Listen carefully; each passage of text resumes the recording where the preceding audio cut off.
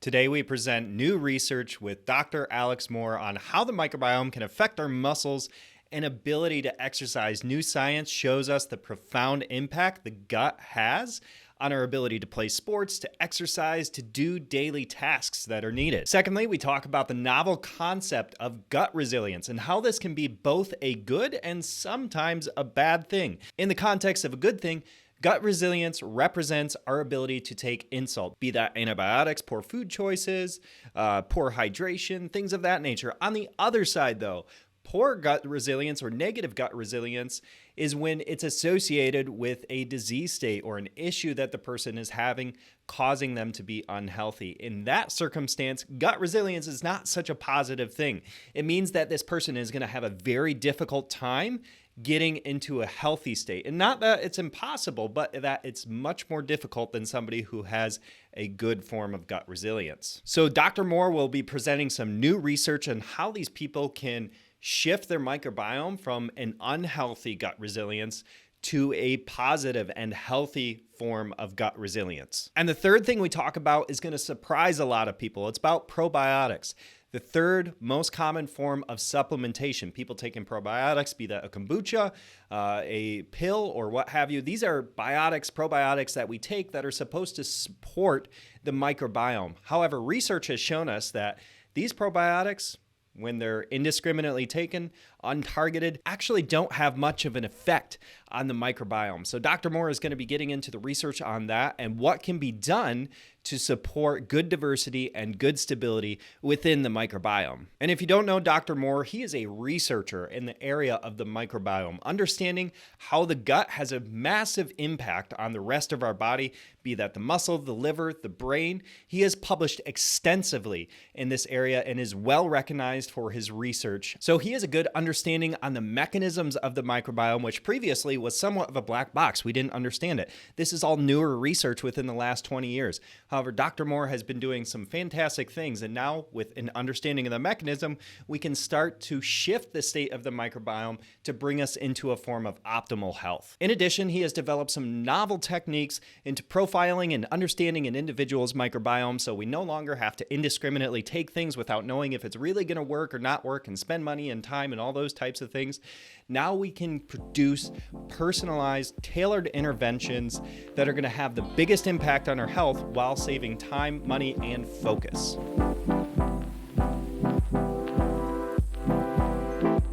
Thanks, Mike. I appreciate being here. I've been studying the gut-muscle axis, the athletic microbiome, and the microbiome at large for 7 years now. So I've published extensively in this area.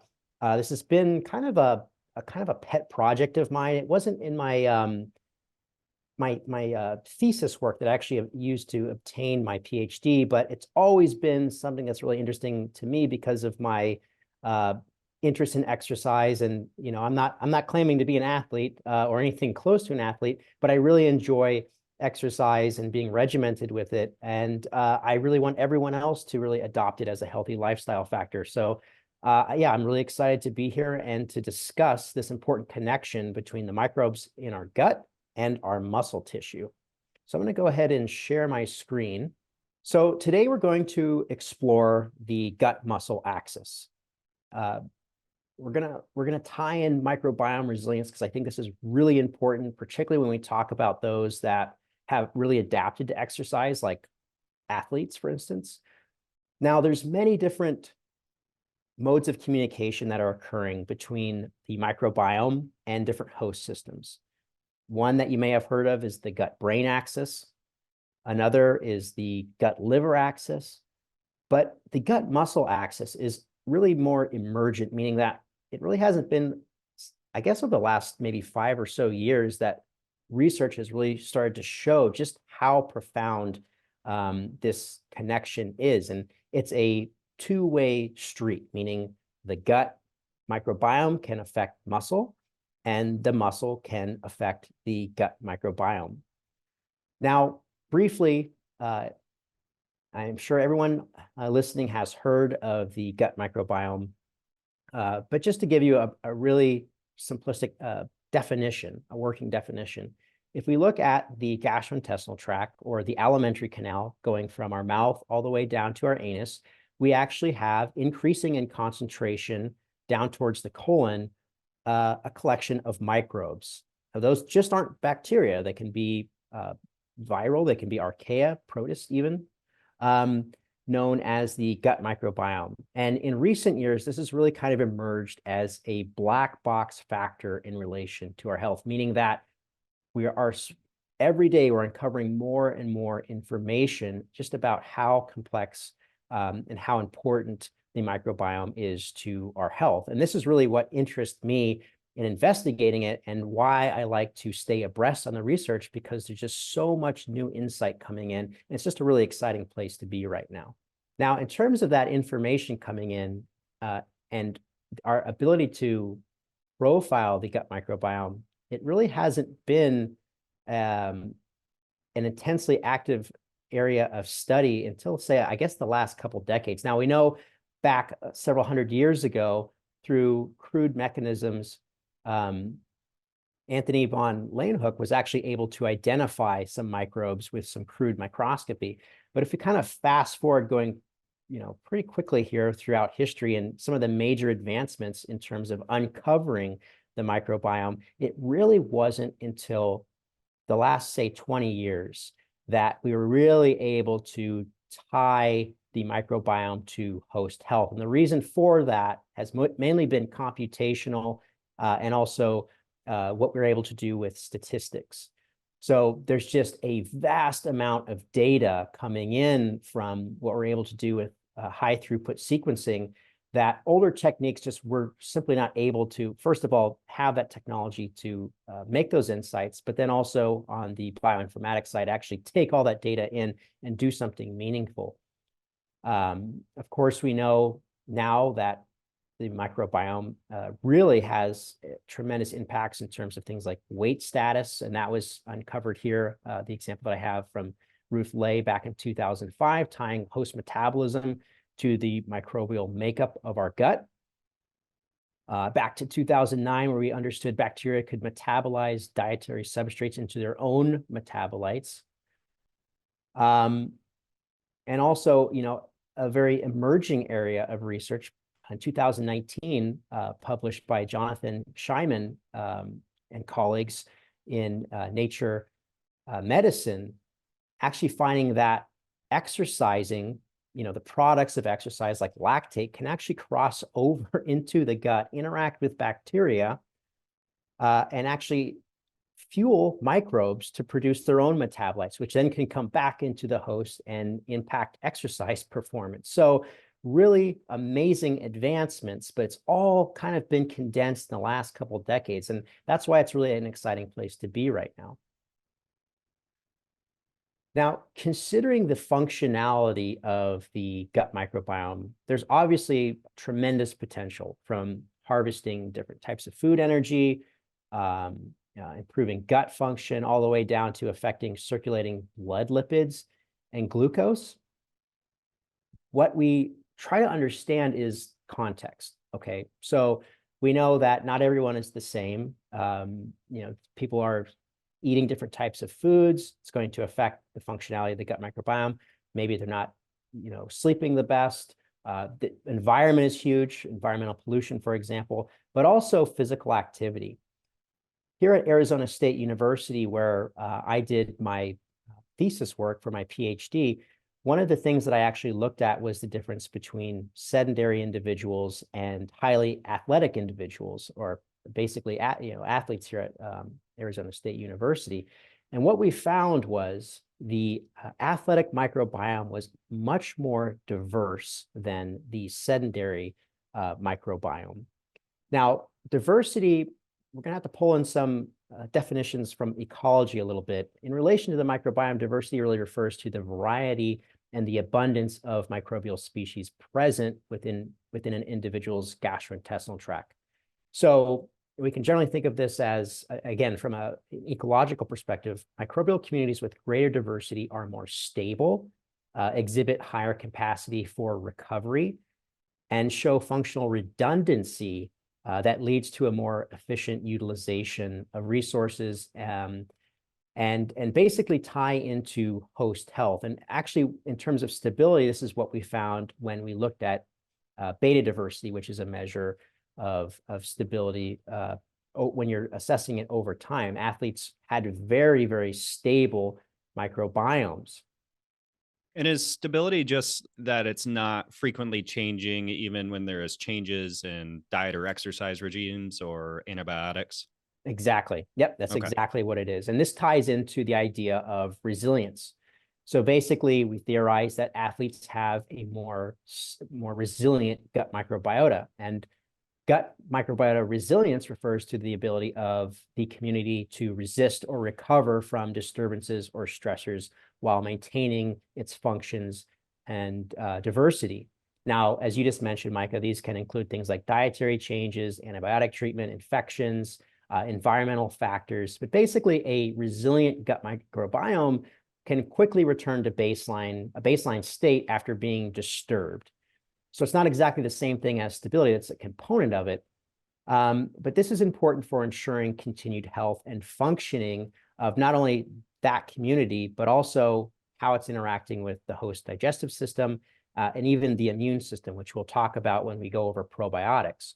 So very simplistically in this schematic, we can kind of think about maybe a sedentary individual's microbiome represented by this orange sphere sitting on this kind of shallow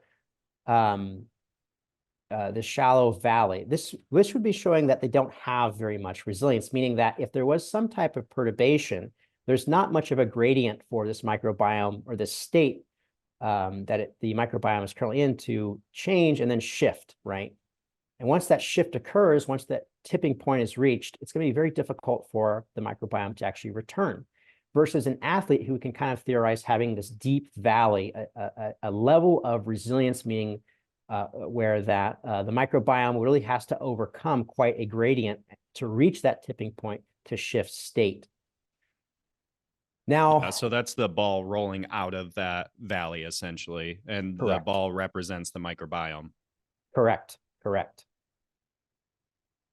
Now, in terms of how this has any relation to the host, because oftentimes when people talk about the microbiome, they think about the microorganisms themselves. And understanding taxonomy, who's there is really important, but understanding what they're doing, I think in relation to our own health is probably a little bit more important, or at least as important.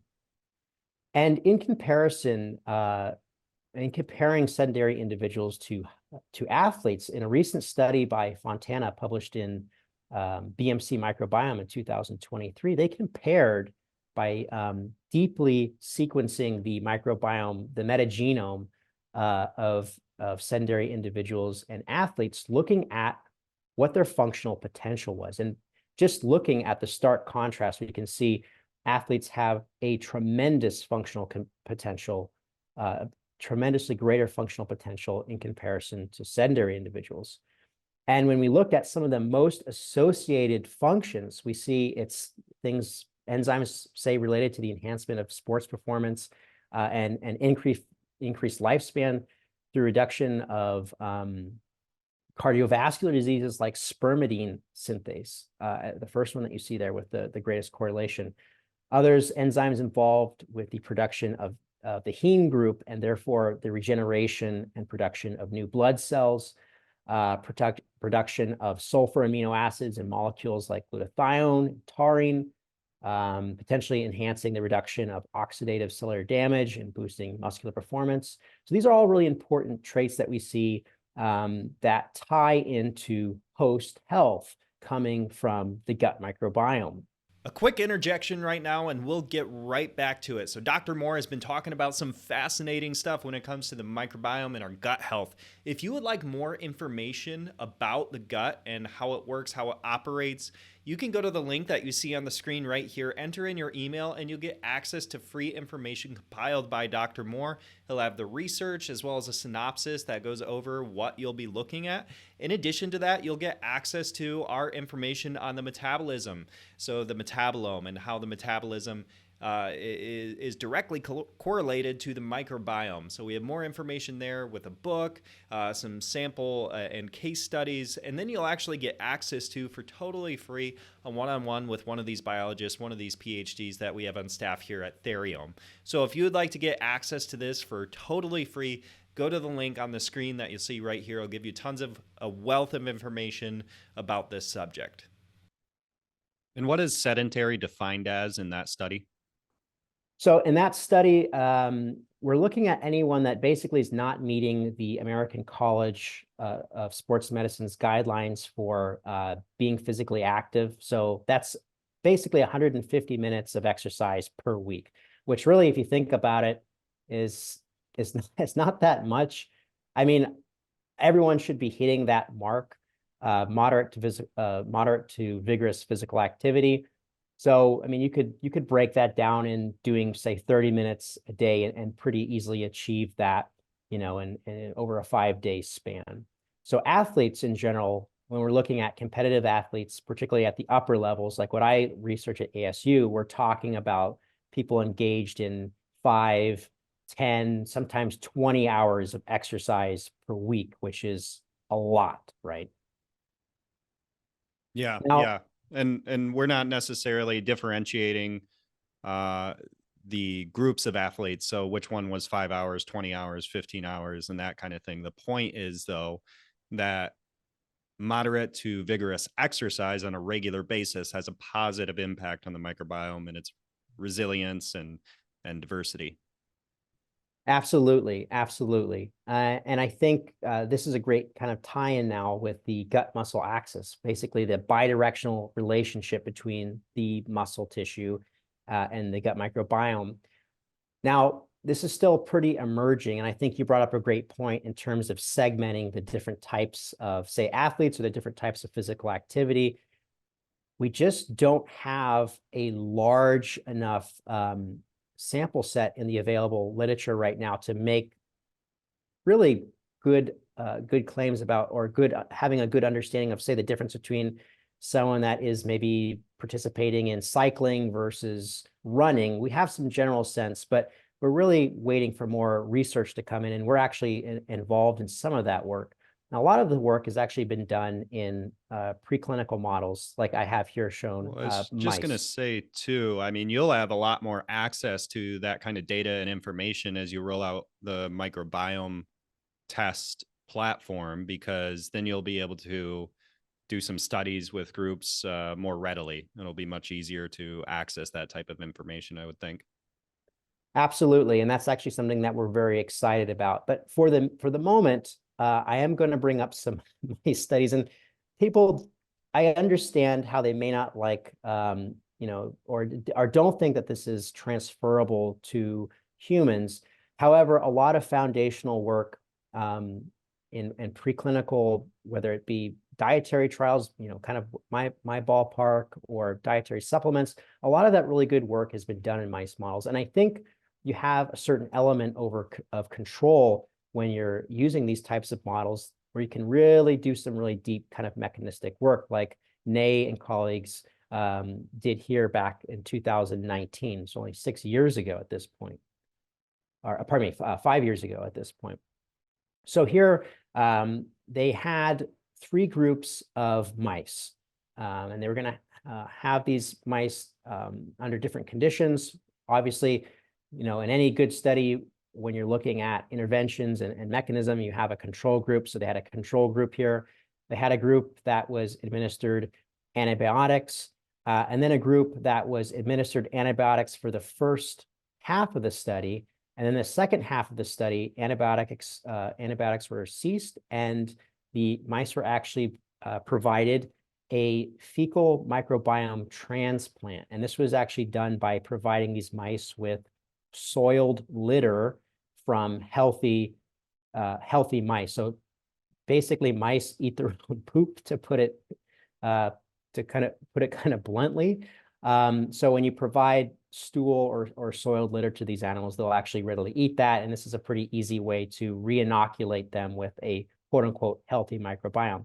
So this study was conducted over a 3-week period, where at baseline, midway through, and at the end, they tested the time to exhaustion in these animals. So basically a wheel running test. How long could they run?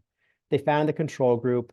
There wasn't really any statistically significant change in these animals versus the antibiotic, the group that was administered antibiotics, really suppressing and reducing a lot of the microbes in their gastrointestinal tract. They found a significant reduction in time to performance, meaning that their exercise performance really plummeted, significantly plummeted. This was seen initially in the third group, but after the antibiotic exposure ceased and the animal's microbiome was reinoculated with healthy microbiota, they actually saw that the performance rebounded to baseline levels. So this kind of shows us the connection of, pretty broadly, the connection of the gut microbiome to performance. Now, there's a lot of different directions you could go with trying to tie in, okay, what's going on here? We're killing off a lot of bacteria. How is this affecting the host? What is coming from the gut and potentially affecting muscle tissue? So, we're pretty limited in a lot of ways with mice in terms of like what you're able to look at and what's feasible. So they decided to look at short chain fatty acids. So these are actually compounds that are created in the gut, oftentimes by bacteria acting on different types of nutrients that are coming in, like fiber is a great one to have as an example. And what they found was there was actually a reduction in short-chain fatty acid as well as glucose transporters in the gut in the animals that were treated with antibiotics. And when they looked at muscle tissue, the ability of muscle tissue to hold on to glucose or carbohydrate, basically in the form of glycogen, they actually found that animals provided antibiotics had a reduction in comparison to the control group, and then those that had a reseeding of their microbiome. So here we see that the gut microbiome appears to play a role in glucose homeostasis, as well as short-chain fatty acid transport. Did my screen just go black for a second? No, you're still here. Okay. So the mice essentially took the antibiotics had less capability in utilizing food as fuel for their exercise. Correct. And when they looked at basically the kill off of the microbes from the antibiotic exposure, it was massive. And again, this is not going to be reproduced in humans because they are exposing these mice to antibiotics for the entire 3-week period, actually in their drinking water. So they were getting constant exposure. So this is kind of a proof of concept. This is not something like, I know people are, again, their minds kind of go to, how does this transfer over into humans? Taking broad spectrum antibiotics in certain cases, that's warranted. Say you do like a 7-day pack or something like that, you are going to get kill off, but it's not going to be the same as what these mice were exposed to. Just a good point to drop in there. Now, going back to the metabolites that I just described there, short-chain fatty acids. Principally, there's 3 that we look at when we look at the microbiome: acetate, butyrate, and propionate. So studies investigating bacterial metabolite production have largely focused on these 3 short-chain fatty acids, as well as others like tryptophan, which we're not even going to get in today. Tryptophan is very interesting, and I'll save this for another day because it has far-reaching effects, particularly in terms of the brain. We did talk about tryptophan quite a bit in the previous video with you, modern gut health. So we did go into that in some level of depth. Right. But I think I want to actually do an entire talk on the gut-brain axis. So for that, it will be really, really intensely focused on tryptophan.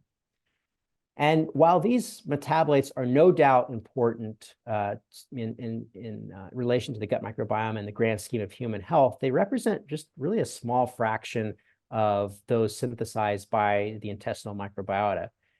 In my opinion, the majority of which have been rather unexplored. So this, to bring up metabolomics, the comprehensive analysis of metabolites, small molecules, or intermediates or end products of metabolomic processes in a biological specimen.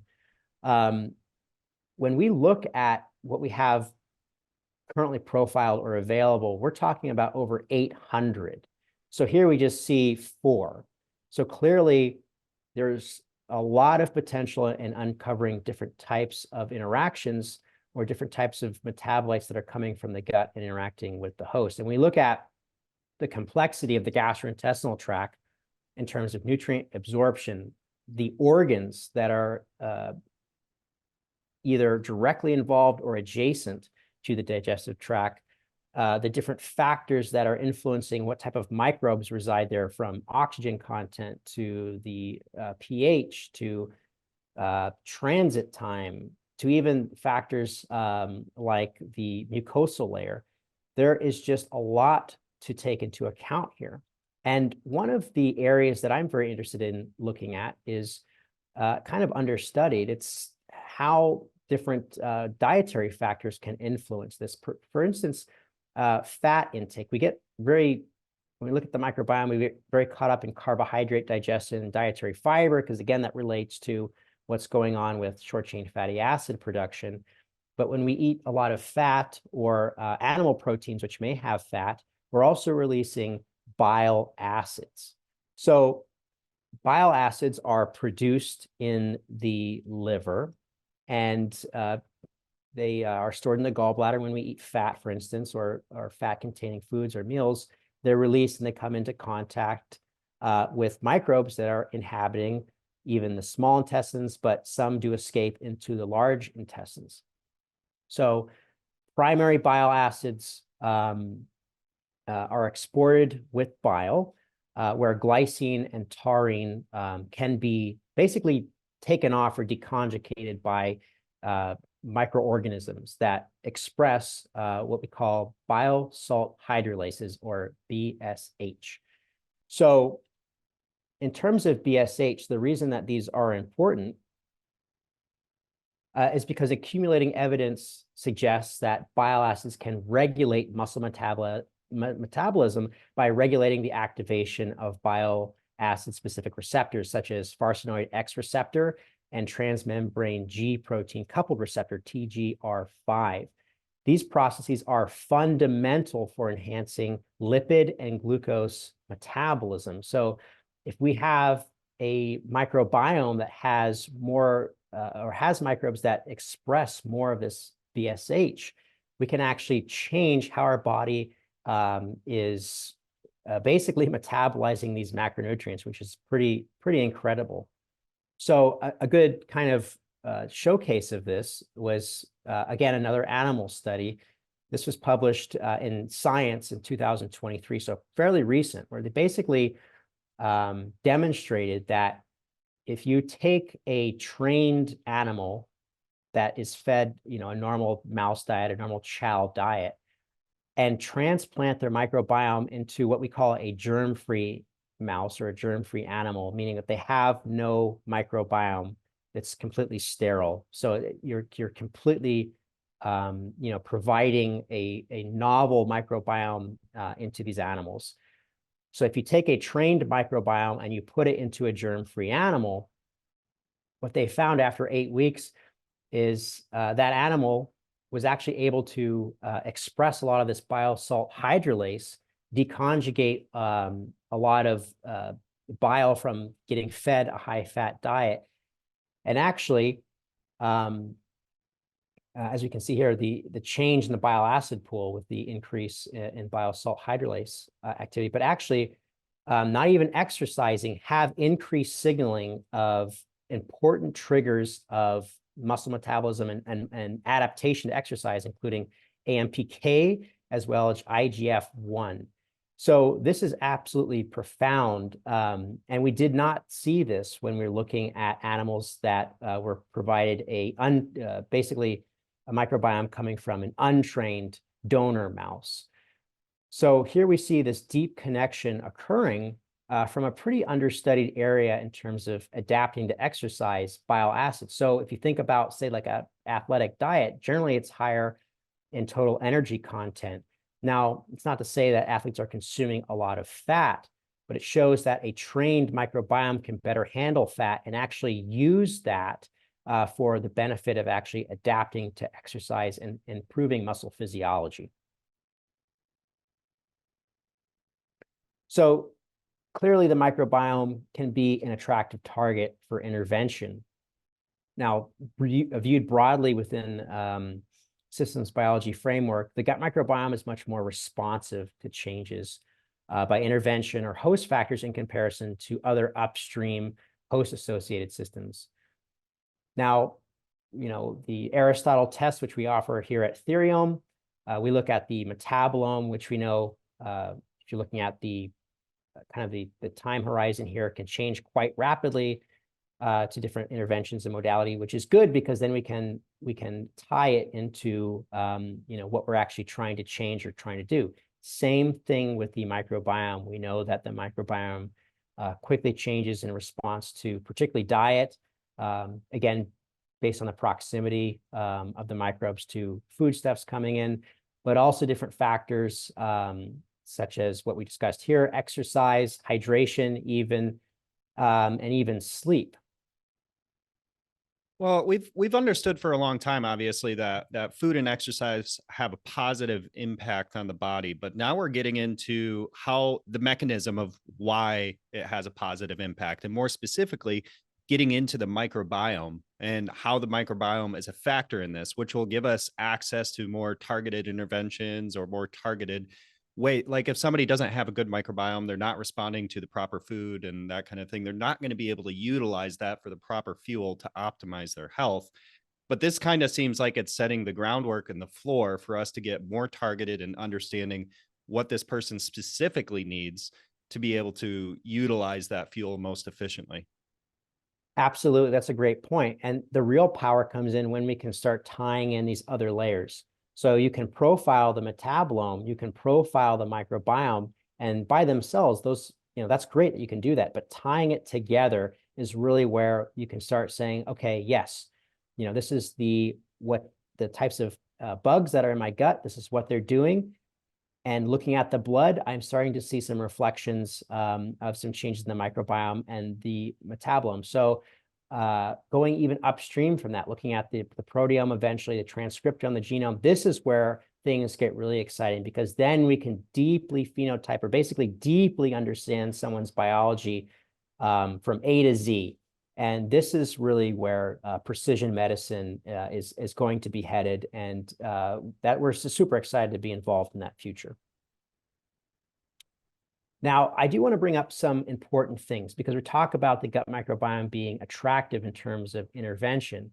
I think a lot of people kind of maybe misunderstand what you're dealing with, what your hand looks like in terms of the cards that you were dealt for your microbiome. When you're in adulthood, it's actually pretty difficult to acquire new microbes. And I think when someone goes and takes a probiotic, they may think, well, I'm taking these external microbes, they're going to take up residence in my gut, and they're going to basically, I'm going to get good microbes and maybe get rid of the bad microbes. But really, the gut microbiome is colonization limited, meaning kind of what you have is what you have. Now you can shift those levels, you can toggle those levels, or perhaps, say you have a really heavy dose of antibiotics, perhaps kill off a large part of that. But it's very, very difficult, and the current literature doesn't support just bringing on or onboarding new microbes. Now, that's not to say there's not opportunities to augment or condition the microbiota to better receive different therapies, but we have to understand what those therapies are doing. It's like specifically if we're talking about probiotics. Okay, so essentially, like, I mean, to dumb this down extensively, and I know you're going to get into this, but for one person to drink a type of kombucha, it might have a positive effect because their microbiome is accepting of the microbes that are within that. For another individual, though, they don't have that species or that type of bacteria in their gut, and therefore it's just not going to colonize and take place as a positive thing within the gut. Absolutely. Absolutely. So that's where profiling the gut microbiome comes in, because if you have a better understanding of what the landscape looks like and what kind of functionality you're dealing with, then you can be a lot more targeted with the type of therapy that you're introducing. And you can not guarantee, but at least set yourself up for having basically a better acceptance, a better response from that modality. Now, when people think about changing or affecting the microbiome, their minds immediately go to probiotics, and that makes sense. I mean, probiotics are, the basic definition here I have, are comprised of live microorganisms, meaning the product that you're taking literally has, like you'll read on the back of a supplement or a particular type of supplemental food, culture forming units. CFUs, meaning if I was to culture that, they should grow and form into colonies.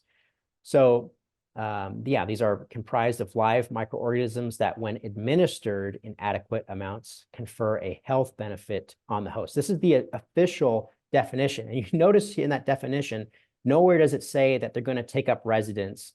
Nowhere does it say that they're going to change the composition of your microbiome. It's actually very vague language, conferring a health benefit on the host.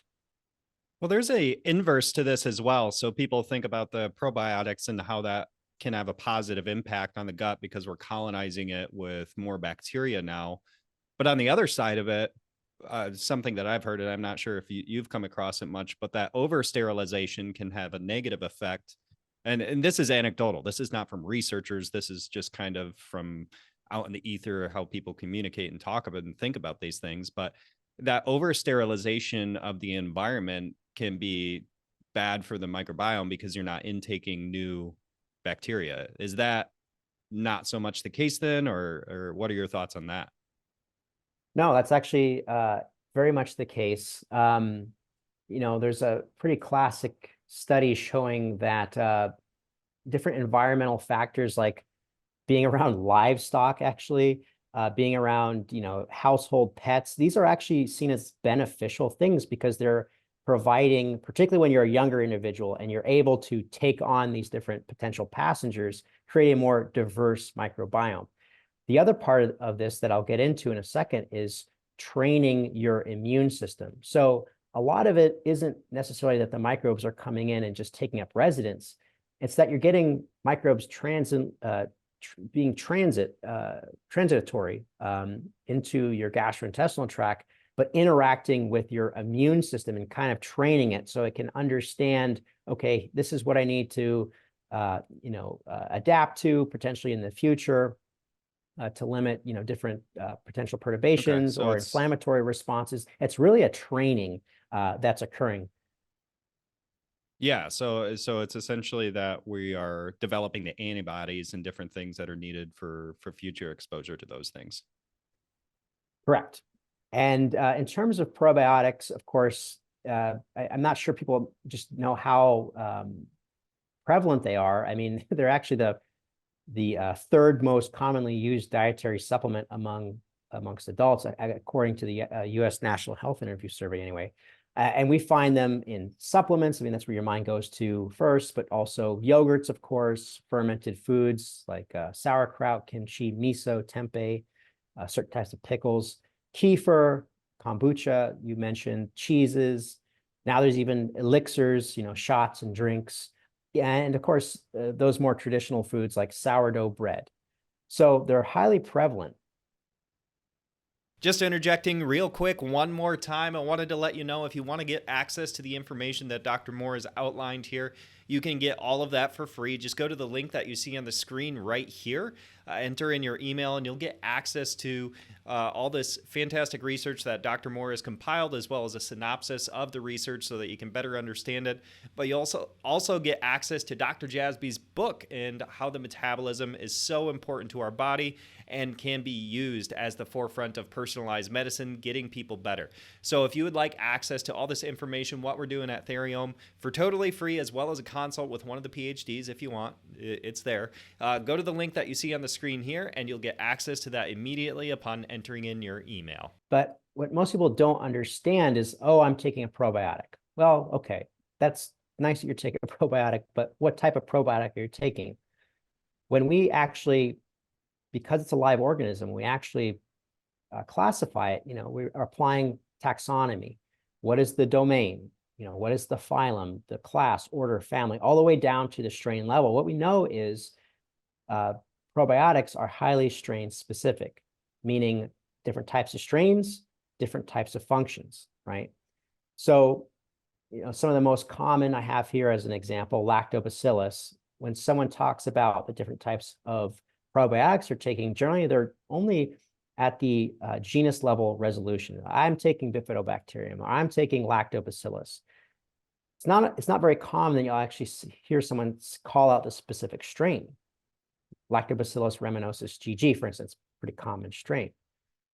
Now, why this is important is when we look, say, I have here human as kind of a side-by-side comparison.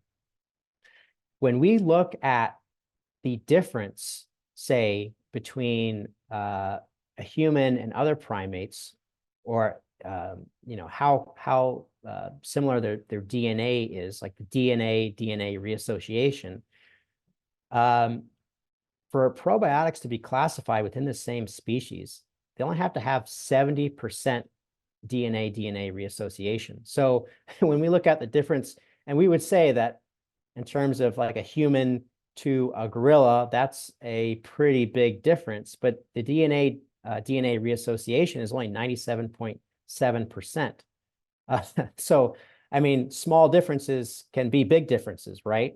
All the way down to, say, a lemur, which is this guy right here. That's a DNA reassociation rate of 78%. So these, if we were applying this to different types of probiotics, I have lactobacillus kind of used as an example here, acidophilus, for instance, as a species. These would all be categorized in the same species. And these are all very, very different. Of course, we know that these species do different things, right? So it's very important to keep that in mind. And I always advocate when you're taking a probiotic, understand why you're taking it, because again, the health benefits, we have to really think about this at the strain level based on what they're doing. And you want to be targeted with what you're doing. I think people oftentimes will take a product simply because, oh, it's going to help with gut health.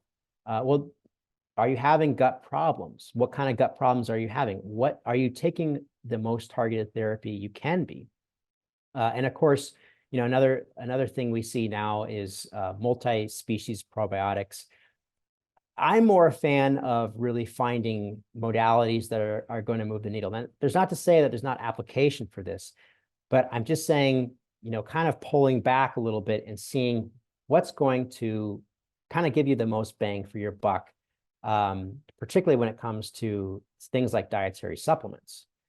Yeah. So you're saying with like the human to the lemur analogy that if you're just taking lactobacillus, there are further strains that can really specify what exactly that you're taking, what you are taking. So the difference could be potentially as much of a difference as there is between a human or a lemur. Right, exactly. Yep, that's why I pulled that example. And I also kind of provide this other example. When we look at, so say I was to take out your gastrointestinal tract and kind of spread it out, looking at the surface area, we're talking about 200 meters squared of gastrointestinal mucosa or surface area, that everything that's coming into my gastrointestinal tract, I mean, that's the surface area that's dealing with, whether it be food, whether it be water, whether it be microbial.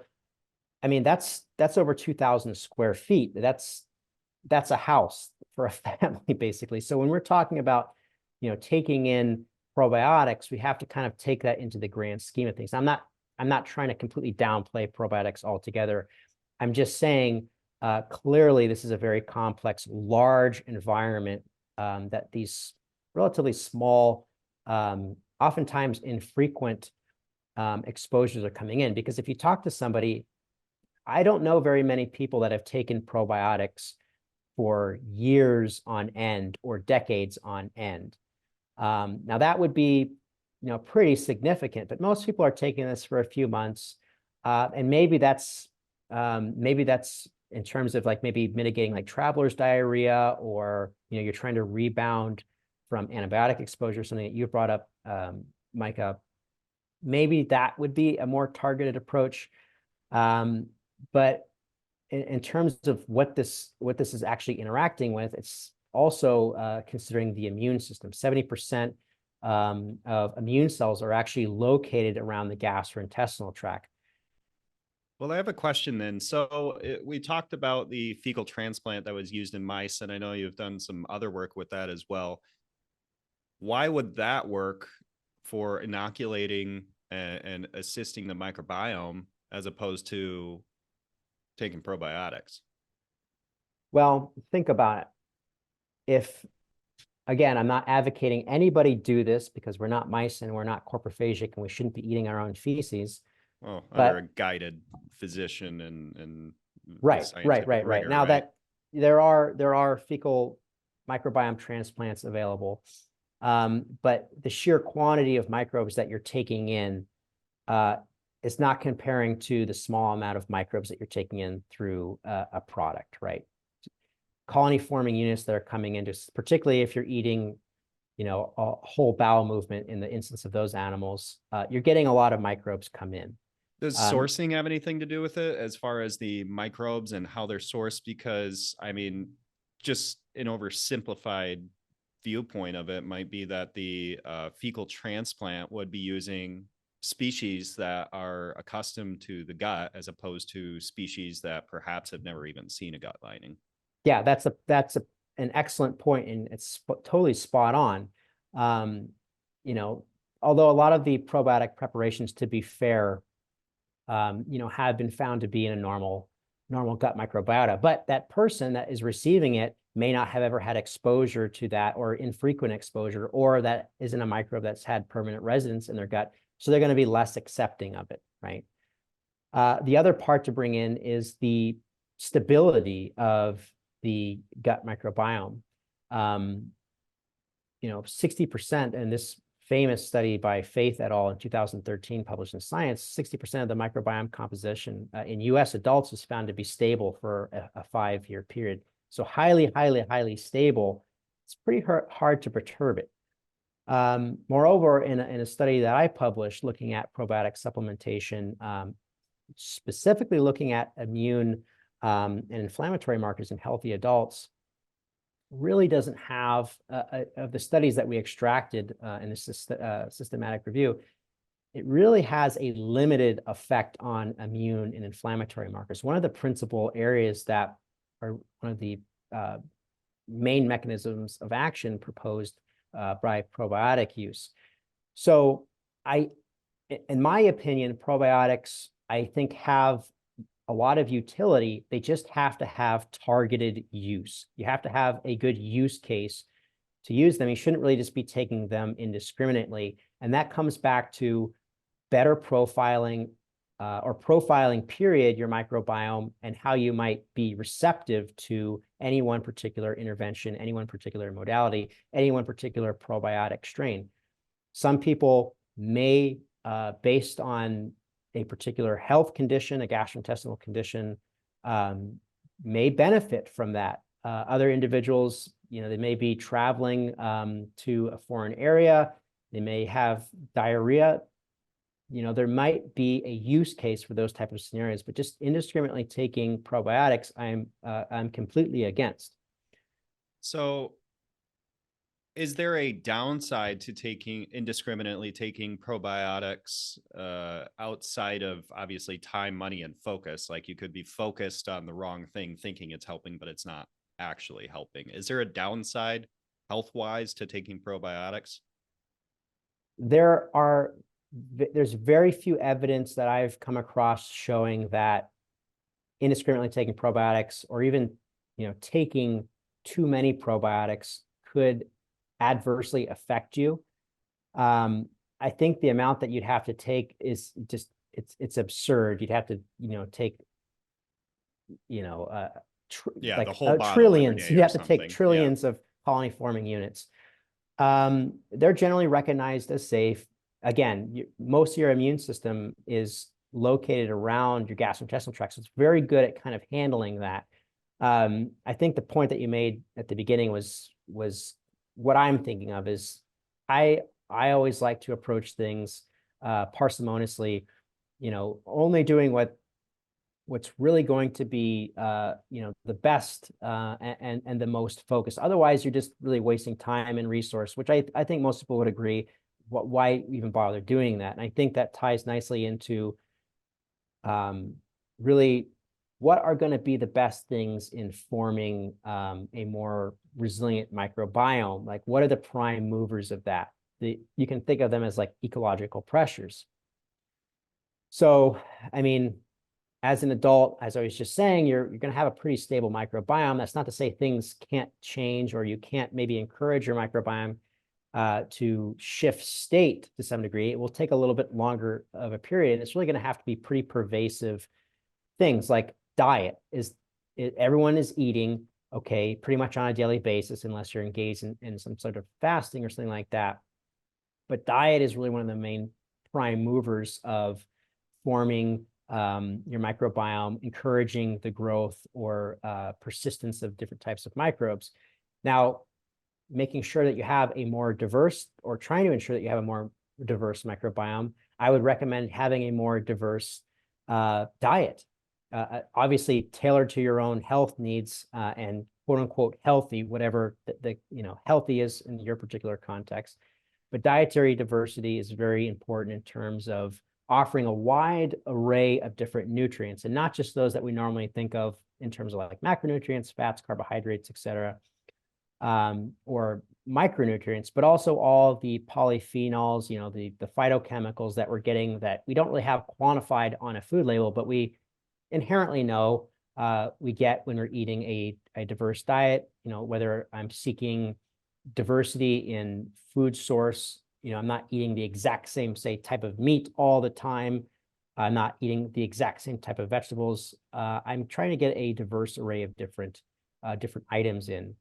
Others, Well, of in course, exercise, they call that muscle confusion, right? Is changing up the format that you use to exercise, the type of movements that you're using, so that your body can adapt more strongly. And it sounds like this is similar in the respect that staying on the same food, same type of diet day in and day out isn't necessarily the most positive thing. I mean, if you think about it in nature, it's like, what are you eating? You're eating seasonally available and therefore diverse foods according to the season that you're in. yes, that's spot on. Also, we're not normally, or humans weren't normally eating all the time. A season is a good example. In winter, things were more scarce. You might have gone, you might have eaten, your caloric load might have been decreased. You may not have been eating in the same time windows. All diversity of exposure is a good way to put it. And that can be a really good thing. I mean, regimen, as we know, in terms of persistence, as you're saying with exercise, we know regimen's important, but varying the stimulus on the acute scale can be certainly important. I mean, a lot of these, in terms of the ecological pressures, are kind of intuitive. Exercise regularly, make sure you get enough restful sleep, stay hydrated. All these things we know that we should be doing to really stay healthy, but these tie into gut resilience occurring kind of through other mechanisms. Like hydration is important in terms of the transit time that it takes for, say, an item to pass through your gastrointestinal tract. Transit time is important because that can actually affect the pH that's inside. That's basically the pH of your colonic lumen, which can alter the composition of your gut microbiota. Are you having a more acidic? Are you having a more basic microbiota? That can totally change the landscape of your gut microbiome with something as simple as, say, staying hydrated and exercising. So there's kind of look at the underlying reasons for the importance of this is actually pretty important. I mean, for instance, if you're engaged in regular physical activity, regular endurance exercise, that can completely change your gastrointestinal transit time, meaning you're more regular, or you should be more regular unless you're over exercising. In fact, this is commonly prescribed to middle-aged individuals with chronic constipation. Well, go exercise. You're gonna have more frequent bowel movements. And just to clarify, that says moderate antibiotic use in the sense of don't increase to moderate, but moderate. Yes, I don't want to say completely eliminate antibiotic use. Number one, antibiotics certainly have a place in medicine, and their use can be life-saving. However, indiscriminate use, we already know, can be very, very damaging. So you need to, you need to be careful, obviously, with antibiotics, but they do have indication. They do have indication in certain instances. So is this pyramid in order of most important to least important? Grossly, I mean, it's all going to be context dependent, but Sure. yeah. And so you see, it's not really till we get to the bottom where we start seeing things like supplements, like prebiotics, which are things basically like fermentable type fibers or fermentable type products that can come in and have microorganisms that are already in your gastrointestinal tract work on them, all the way to the bottom, if you may not be able to read that font, probiotics. So in terms of, what I think you should be prioritizing in terms of increasing not only gut resilience, but also gut health overall, I think probiotics should generally be lower on the list. That's not to say for someone that really has a good use case, they might, increase up in terms of the priority. But for most healthy individuals, I put them pretty low on the list. And would that be in the same part in the list if you had directly targeted the strain that is needed for that person? So again, it depends on what their context, health, right? Yeah, it depends on what health need. But I mean, if you're able to find a specific strain that individual would benefit from, I think there's some recent exciting strains that are now available on the market, such as Akkermansia muciniphila. That is really common. In fact, most individuals have that microbe. So that's a little bit different than taking, some bifidobacterium strain that most people don't have. Akkermansia muciniphila, if you're finding that individual has a decrease in the amount of mucus that they have around their gut barrier, they're having issues with gut permeability, that might be a better use case, but you really have to identify that first rather than just start taking that. So in that case, yeah, that might bump up a few spots. But again, overall, you're never going to be able to be competitive with diet. Just mainstays of healthy living, which I know a lot of people don't want to hear because we're looking for the silver bullet, but we really need to kind of pull ourselves back in a lot of these circumstances. And that's why I'm such a fan of surveying the landscape. And you see here in the pictures, I always like thinking about ecology, having a diverse rainforest signifying a resilient microbiome versus a deforested, rainforest that was pulverized by, logging or French whatever, fry slashing and hamburger bulldozers and all those other things. But I mean, I think that's kind of it's a nice image, and it's important to kind of think about it in that way, as well as, think about things simplistically in terms of, well, yeah, a healthy diet makes sense. Exercising regularly makes sense. The environment, though, before you start implementing all those, I think that really needs to be profiled, because then you know what you're going into and really what takes priority and what you need to do. So, what we've done with the Aristotle test in terms of profiling the metabolome is great for your metabolism. Doing the same thing with the microbiome, with our test that we're going to be rolling out this year, doing the same thing, understanding the landscape so we can be a lot more targeted, with what our recommendations are. But in terms of most people, this is, I think, the place this is the place to start. Well, and something that we didn't touch on much is that there's gut resilience in two contexts, right? Yes. There's gut resilience within the healthy context, which signifies a positive thing, but there's gut resilience within associated to a disease state or unhealthy individuals. So gut resilience in that context with a negative connotation essentially means that this person is unhealthy and it's going to be more challenging for them to move into a healthy state. Can you add some clarifying thoughts on that concept? Yes, this is particularly problematic if someone has a pathogenic associated state. Like we'll see this pretty oftentimes with gastrointestinal diseases. If they have an inflammatory state where their gut is basically pumping out a lot of, say, like endotoxin, where it's spurring this inflammatory response. I mean, it's causing gut permeability, it's causing meta-inflammation throughout the whole body.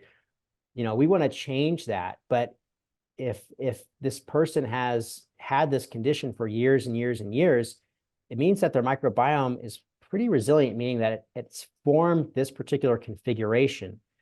The goal for us is to come in and try to change that. And if we think about, the valley that we used for the kind of image of a resilient microbiome, we have to shift this microbiome over this gradient and over this tipping point to get it into a healthy state.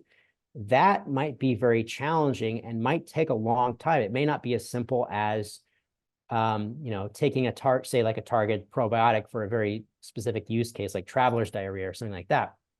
This could take months and months, if not sometimes, a year or more to really get that person's gut microbiome on the right track to alleviate that issue that they're having, that gastrointestinal disease or whatever it is. It can be a really slow process, and it might take totally shifting the person's diet. It may, be oftentimes what we see is actually doing certain types of elimination of different types of foods, different types of food groups, and kind of reestablishing a baseline, and then slowly pulling in different factors to move that microbiome or that ball that I have shown here into the state that we actually want to get it. So yeah, resilience goes both ways. It can be a good thing, but if you have a resistant pathogenic microbiome, resiliency can be a bad thing. Really, the ultimate of what we're trying to do is establish for that person a healthy microbiome configuration. Now, there's no one healthy microbiome. So it's not like, oh, this is the perfect composition. This is the exact types of microbes that you need to have a healthy microbiome. There's some that are health associated, but it's all very context person specific. Really what we try to find is what state can we get the person in the best health, and what type of microbiome is associated with that, and how can we encourage certain microbes, or more importantly, certain functions of that microbiome to be more beneficial and more healthful to the host. And really that comes down to person-specific profiling, which testing your microbiome can really play into this, but also testing your metabolism is going to be the important piece in tying both of those systems together. Is GI distress just like not using the bathroom with good stool and all that kind of stuff, kind of the number one thing that you look at for microbiome integrity and health? Well, as that's far a as like pretty easy one to start with. why would I go with like profiling my microbiome in the first place? Well, yeah, that's a good point. I mean, the reason that we generally start with complaints, symptomology, is that's what most people are feeling, right? Now, there could be an issue in the types of, the microbiome itself, that we want to profile to see exactly what we need to change. Or there could be some unknown issue occurring in that person, or maybe they weren't tying it directly to their gut microbiome and it was affecting maybe another area of the body. Maybe they were having, a lot of the inflammation that they're getting that's affecting even things as distal as, say, skin health, were coming from the gut. And the only way to really know that would be to profile the gut, to profile the metabolism, and then do a analysis where we're bringing in both those systems together to see what the underlying issue may be, where that's coming from. Well, thank you so much, Dr. Mohr. This was hugely enlightening as to how gut resilience works, what the concept even is, the gut muscle axis, how that can actually aid performance, aid our ability to exercise and move about, which is so fundamental. But also just the probiotics thing kind of threw me for a loop. You know, it's not something that I have granted, I haven't given considerable thought or time invested into looking into it. But that's really kind of against the grain, so to speak. Looking at probiotics as kind of this indiscriminate thing that isn't necessarily aiding the microbiome. So I really appreciate you just taking the time to present this to us and share the knowledge of your research and what you've done and being able to walk us through this. So thank you so much. Thank you, Micah, for having me. And I will say, as a concluding remark, apologies of how complex this is and how, say, not so clear cut. It really is person and context specific. So I think in the future, when we start to have these really highly sensitive tests, I think that's where people are going to get the most information. And I'd like to actually offer up a condensed version of this, highlighting all the studies and the important concepts that I went over in this presentation. Is that something that I can give to you and you can disseminate, Micah? Yeah, so if you were interested in what Dr. Mohr was talking about today, all the different things, the gut muscle axis, gut resilience, and probiotics, and the impact that those have on the microbiome, or lack of effect, so to speak, he's compiled all this research into one spot. He has a PDF with all this research in addition to a one-page synopsis going through it, so that if you're interested in this and want to understand it more, you can click the link that you see on the screen right here to provide your email, and then you'll get immediate access to that. But you'll not just get access to that. You know, he alluded to the metabolome and how that has an impact on the microbiome. If you were in the modern gut health talk that we recently had, he talked about how over 50% of the molecules, the metabolites in the metabolism, have in some way been modified or synthesized by the microbiome. So there's a very close relationship between the microbiome, the metabolism, and how our body is performing overall. So we have more information on the metabolome as well, getting into how we're profiling it, the impact that it has on the body, and what you can do about it. So if you're interested in that information, again, just go to the link on the screen that you see here, and you'll be able to get access to that immediately.